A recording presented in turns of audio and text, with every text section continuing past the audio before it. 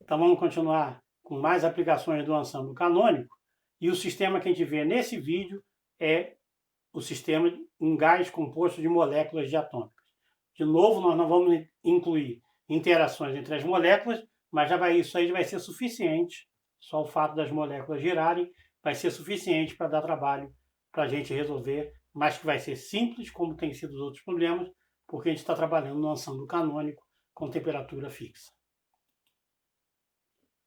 O modelo que a gente usa para uma molécula diatômica é o modelo que a gente chama de rotor rígido.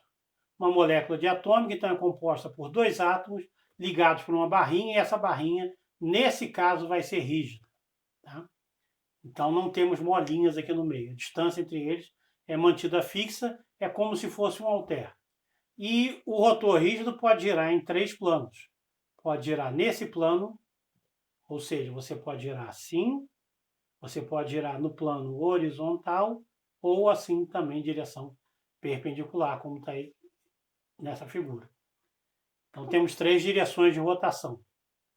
Lembra que no princípio da equipartição nós podemos fazer algo parecido com isso, porque a energia desse rotor rígido girando é 1 meio de I ômega 2. Então é um termo quadrático e lá, classicamente, apesar de ter três direções de rotações possíveis para a rotação, eu desprezava a rotação em torno de um eixo, dizia que isso não alterava a energia, e isso era feito ad hoc, ou seja, era feito à força. Vamos ver se a gente tratar o problema desde o início quanticamente, como é que a gente chega aos resultados. Resolvendo esse sistema pela equação de Schrödinger, o que a gente obtém é que os níveis de energia são JJ mais 1, onde J é o número quântico do momento angular, é um número inteiro, começando em zero, JJ mais 1, H cortado ao quadrado sobre 2I, onde I é o momento de inércia do nosso objeto, ou da nossa molécula diatômica, como rotor rígido. O que muda aqui é que cada nível desse rotacional agora apresenta degenerescência. O primeiro nível só tem um estado, o segundo nível tem três, porque J igual a 1, você permite que o componente do momento, a projeção do número quântico M, seja menos 1 mais 1 ou 0, porque J igual a 1. Esse aqui vai ser 2, 1, 0, menos 1, menos 2. 3 pode ser 3, 2, 1, 0, menos 1, menos 2, menos 3. Então, a degenerescência é 2J mais 1 para cada nível. À medida que a gente aumenta os níveis, aumenta a degenerescência. Nota que o espaçamento entre os níveis aumenta. De início é de 0 a 2, 2 para 6, 6 para 12. Mas se a gente for analisar o espectro rotacional, as transições entre os níveis possíveis de energia, se esse cara vai transitar emitindo um fóton, a regra de seleção só permite que ele transite de um estado para o seguinte, com J mais 1, ou menos 1 se ele estiver emitindo. Né? Então, se J mais 1, ele sobe com mais 1, e aí a diferença entre os estados, um estado e o seguinte, todos os possíveis, cresce linearmente agora com o estado. A diferença aqui é de 2, entre 0 e 2. Do 2 eu só posso ir para o 4. Para o 6 a diferença é 4. Do 6 eu só posso ir para o 12. Do 12 para o 20. E do 20 em seguida para o 30. E aí nós temos um espectro que agora tem picos igualmente espaçados de energia. Mas essa é como que a gente observa esses graus de liberdade rotacionais experimentalmente. Para esse problema, a função partição, de novo a função partição de um rotor rígido, é a soma em todos os estados da energia dele, E elevado a menos beta, H cortado sobre 2I, JJ mais 1. Já coloquei no slide anterior. Só que cada estado J tem 2J mais 1 estados. É uma degenerescência 2J mais 1. Então eu tenho que incluir isso no somatório. O problema aqui é como é que eu faço essa conta. Eu vou aplicar agora dois limites, mas diferentes do que a gente fez nos problemas anteriores. Aqui eu vou aplicar o limite já para calcular a função partição. Lembra, antes eu tinha uma expressão que era fácil da função partição, eu derivava, tirava a energia e o calor específico e aplicava os limites. Aqui, como a expressão é difícil de ser calculada, numericamente é tranquilo. Posso somar para vários termos. Mas analiticamente é mais complicado, então eu vou fazer a aproximação já na função partição. Então, o primeiro é, se h barra ao quadrado dividido por 2i, que a energia é tipicamente uma energia de rotação, é maior do que kBt, eu posso tratar, ou seja, vou pegar os termos que são os J's maiores, que as energias são as maiores possíveis, e aí esse somatório pode virar uma integral, tá? Porque esses termos variam muito pouquinho, um é pequeno comparado com J. Eu estou pegando apenas os termos com J muito grande, ou energias mais altas. Isso vira uma integral e eu faço uma substituição de variável aqui simples. Eu vou chamar x de JJ mais 1. Se x é JJ mais 1, ou seja, J2 mais J, o dx é 2J mais 1, que é exatamente o termo que está aqui em frente. O que eu posso fazer então? Esse somatório aproximo para uma integral, J igual a zero corresponde a x igual a zero e J infinito também a x infinito. Então, a integral vai de zero a infinito, é elevado a menos beta, H2x, que é o JJ mais 1, dx, que dá conta desse cara aqui. Tá? Então, transformei minha soma discreta numa integral. Por que eu fiz isso? Como a energia é alta, eu espero que os termos que contribuam para essa soma sejam apenas os termos com maiores J's. Termos com maiores J's, a diferença entre um J grande e o J seguinte é pequeno e eu posso chamar do infinitésimo. Essa integral agora é trivial de ser resolvida, é só exponencial. A função partição, então, vira 2i sobre o beta-h cortado ao quadrado, tá? Que é 2i sobre h cortado ao quadrado, kBt, assim. Se esse é a minha função partição de uma partícula, a energia de uma partícula é a derivada disso aqui, do logaritmo disso, em relação a beta. Isso aqui é a derivada do logaritmo de menos beta com menos corta, derivado do logaritmo de beta, dá 1 sobre beta, ou seja, dá o kBt. Né?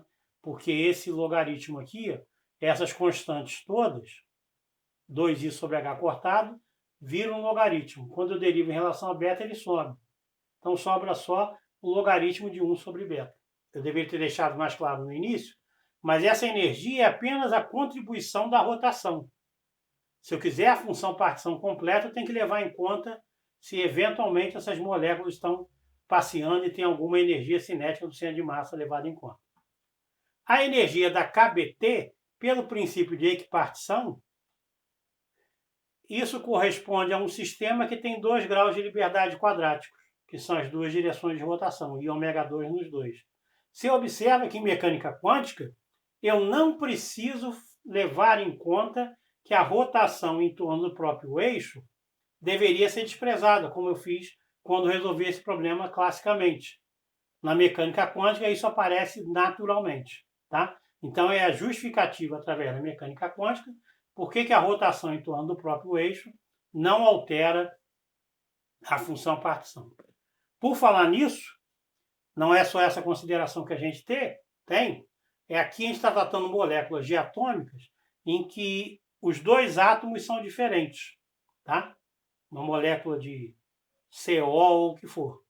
Se as duas moléculas são iguais, então girar a molécula de 180, eu obtenho o mesmo estado. E aí o número de estados que eu tenho deve ser metade do que esse que eu calculei. Tá? Se o número de estados é metade, deve aparecer um fator meio aqui, mas que quando eu tomar o logaritmo e tomar as derivadas, ele vai embora. Então é uma preocupação que eu tive, mas que, como o ensemble canônico é tudo de bom na vida, ele dá conta dessa preocupação, transformando num logaritmo de uma constante, que derivando acaba sumindo. Então a energia é kBt, compatível com a equipartição, sem fazer a hipótese ad hoc de que rotação em torno do mesmo eixo permanece a mesma. Se eu partir agora para baixas temperaturas, ora, baixa temperatura, agora o que eu espero, quer dizer, se esse beta aqui é grande, que apenas os termos J muito pequenos contribuam para a soma. Porque se esse cara aqui for muito grande, essa exponencial cai mais rápido ainda. Então, eu estou somando um monte de zeros. Então, eu vou pegar só alguns poucos termos da função partição. Poucos termos, para o professor, significa 2 termos, né? O que cai na prova, a gente pode botar 3 ou mais. Mas aqui fazendo, então, 2 termos, essa função partição, os 2 primeiros termos são j igual a 0 e j igual a 1. Para j igual a 0, esse termo aqui dá 1, é elevado a menos beta, e aqui tem 0. Então, dá 1 também. Então, o primeiro termo é 1. J igual a 1, isso dá 3, e aqui dá beta-h cortado sobre i. A expressão que eu obtenho para a função partição, considerando apenas 2 termos da função, então, considerando que apenas 2 estados vão ser ocupados. Então, eu estou falando de temperaturas muito, muito baixinhas, temperaturas da ordem aqui, ó, T muito menor do que T de rotação, aonde T de rotação é H cortado ao quadrado sobre 2i sobre KB. A energia de rotação, então, é a derivada em relação a beta do logaritmo dessa expressão aqui. Derivando essa expressão e dividindo por ela própria, dá esse termo aqui. Como é que a gente enxerga isso em termos da temperatura? Né? Aqui tem o beta, é a função da temperatura. A curva que dá é essa daqui. Observa a energia. A energia vai a 0 para temperaturas muito baixas, como era esperado, e ela vai crescendo, mas não cresce mais linear, tem alguma forma mais esquisita, mas observa, eu estou no limite T muito menor do que T de rotação. Então, aqui eu considerei T de rotação até 0,6. Eu não posso ir muito além desse resultado, não. É por isso que eu estou aqui barrando a minha figura. Se vocês quiserem ver completa. Mas aqui não deveria. Vocês não deveriam levar em conta do que está daqui para cá, porque esse é o limite T menor do que T rotacional, e eu estendi além. Eu fiquei com preguiça e fiz só 2 termos. Tá ok? Então, esse é o comportamento de U. Qual vai ser agora, como é que a gente pode chegar a outras grandezas interessantes? Interessante é esse aqui, o calor específico rotacional. Agora, essa conta aí foi feita numericamente. Eu considerei mais termos da minha função partição. O que é interessante é esse comportamento. Eu já tinha visto no gráfico anterior, só para 2 termos. À medida que eu aumento, vai subindo. A rotação, então, vai atingindo o limite que ela fica constante, mas tem aqui uma parte interessante, uma outra anomalia, essa aqui não recebeu o nome, em que o calor específico sobe acima do esperado de equipartição para chegar além do T de rotação. Resumindo o que a gente viu nesses 3 vídeos, eu mostrei para vocês como a gente ataca um problema dentro do ensemble canônico. Resumo da receita para tratar com esses problemas. Escrever a função partição. Para isso, eu preciso identificar os níveis de energia. Escrita a função partição, se possível, a gente deriva a função partição em relação a beta, obtém a energia. Se quiser pegar a função partição, somar com beta-U, a gente tira a entropia. E quaisquer outras quantidades saem como derivadas da função partição em relação a algum parâmetro. Então é simples porque mesmo sistema que tem um número infinito de estados, pelo fato da ensemble canônico lidar com exponenciais, a gente tem que esses somatórios acabam virando progressões geométricas de razão menor do que 1 para a série infinita, que a gente tem uma expressão fechada e simples de trabalhar. Tá? Todos esses 3 últimos exemplos são exemplos em que os níveis de energia são discretos. Então é muito fácil fazer a contagem, porque cada estado, foi o que a gente comentou nos vídeos anteriores, cada estado é simplesmente caracterizado por um número quântico especial. Então aqui é fácil realizar a soma, e para os vídeos seguintes, nós vamos tratar agora os sistemas clássicos, em que agora eu não tenho os estados discretos, eu teria os contínuos, mas eu já dei a dica de como fazer estados discretos a partir de contínuos, levando em conta a incerteza que a gente tem para determinar cada estado. Não é muito mais complicado do que esse, Na verdade, pode ficar mais simples, já que contínuo, somas, já dá para desconfiar, somas podem virar integrais, e isso pode ser mais fácil de ser resolvido. Vou deixar vocês em suspense, né, aguardando os próximos vídeos para lidar com sistemas clássicos. Então, a gente se vê. Até lá!